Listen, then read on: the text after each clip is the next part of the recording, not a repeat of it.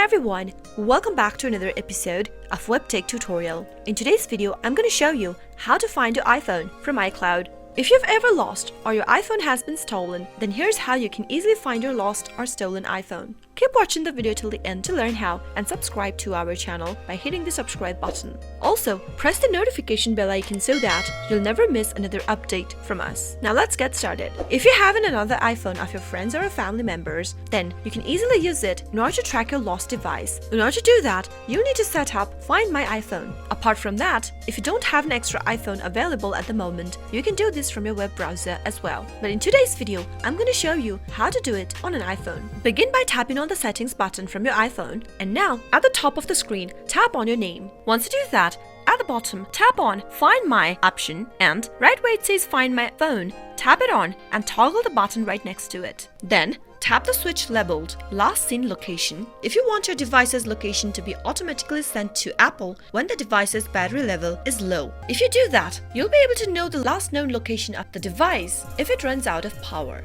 Now, you can go back to the main home page. In order to use Find My iPhone app, tap on the Find My app, and you might need to enter your email address and your password to sign into it. Type in your email address and your password, wait for a few seconds, and you'll be able to find your iPhone. From this page, tap on the name of the device you want to find, and you'll be able to see your device location on a map. Simply tap it on, and at the bottom of this page, you'll be able to see an option to play the sound to help you find the device. Tap it on and tap on OK in order to find your iPhone alert. You can also put your device to lost mode by tapping on Mark as Lost in order to prevent others from using it or accessing the data stored in it, or try to erase the data on the device. That is how you can easily find your iPhone if it ever gets lost or stolen by using your iCloud. I hope the tutorial was helpful to you. If it was, go ahead and give us a thumbs up.